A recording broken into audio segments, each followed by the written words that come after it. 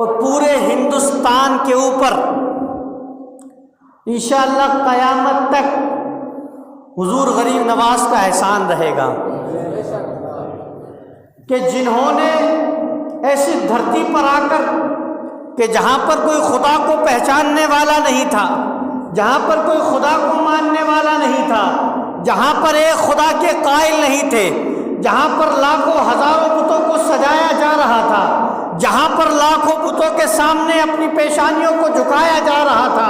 اس دھرتی پر آ کر میرے خواجہ غریب نواز نے اس دین کو پھیلایا اور لوگوں کو بتایا کہ یہ پیشانی لاکھوں خدا کے سامنے جھکانے کے لیے رب نے نہیں بنائی، بلکہ یہ پیشانی اسے خدا کے سامنے جھکنی چاہیے جس نے اکیلے اس پوری کائنات کو بنایا ہے۔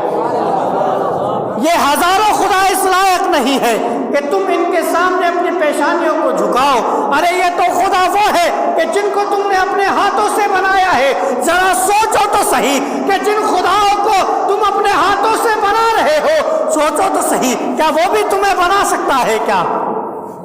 ہرگز نہیں ہو سکتا ہے۔ بلکہ اگر کوئی پوجنے کی ذات ہے، کوئی عبادت کرنے کی لائق کوئی ذات ہے، تو کوئی دنیا کے اندر کوئی ایسی ذات نہیں، بلکہ وہ ایک پروردگار کی ذات ہے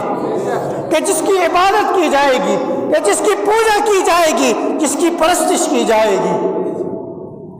اس لیے ہم خواجہ غریب نواز علیہ رحمت و رضوان کا احسان مانتے ہیں کہ الحمدللہ انہوں نے ہمیں یہ پاک دین عطا فرمایا ہے، یہ پاک مذہب عطا فرمایا ہے۔ اب اس دنیا کے اندر کچھ دماغدار لوگ پیدا ہو گئے، کچھ زیادہ سمجھدار لوگ پیدا ہو گئے کہ جنہوں نے کہا کہ نانا ان تمام بزرگوں کو ہٹا دیا جائے،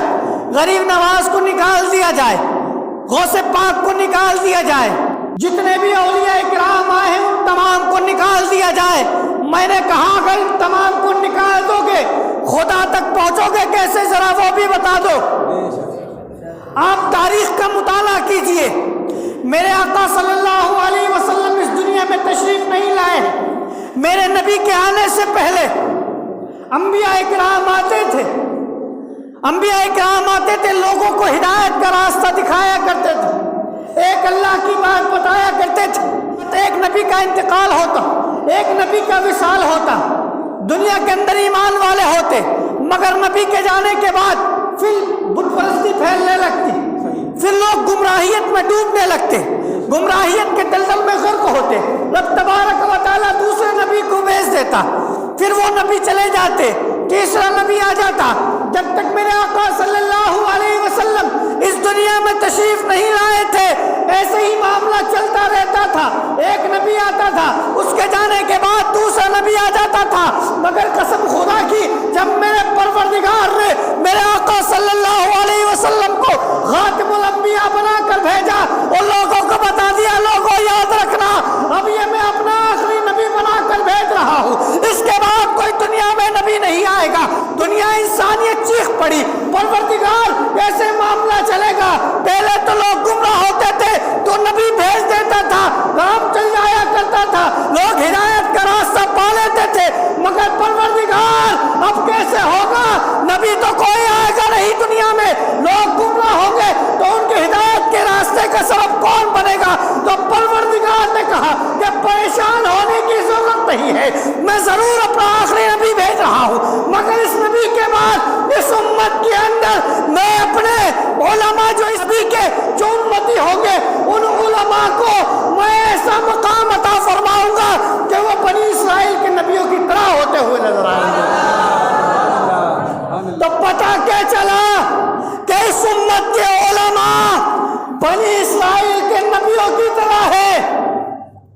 اب ذرا ذہن کو قریب کریں اور وہ لوگ بھی سنیں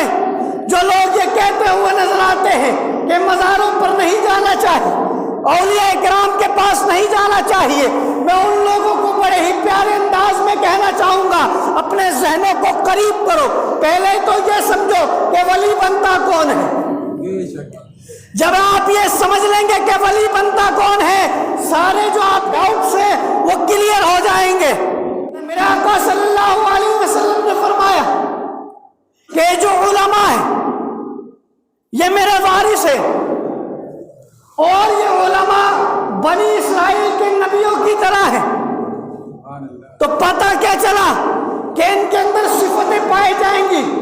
وہ صفتیں کیا ہوں گی کہ وہ پرہیزگار ہوں گے، وہ ایماندار ہوں گے، وہ توحید پرست ہوں گے، وہ ایک خدا کو ماننے والے ہوں گے اور لوگوں کو خدا کی طرف بلانے والے ہوں گے۔ جب وہ ولی، جب وہ علماء کا انتقال ہوتا ہے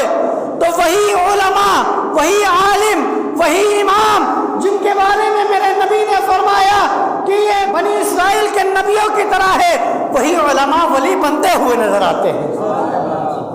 تو آپ سوچو کہ پروردگار تو خود کہہ رہا ہے کہ میں جو دین کی مدد اپنی آگے پہنچاؤں گا ان ولیوں کے ذریعے پہنچاؤں گا۔ تو آپ سمجھ میں آ گئی بات کہ دین تک وہی پہنچے گا، دین کو حقیقت میں وہی سمجھے گا جو ان بزرگوں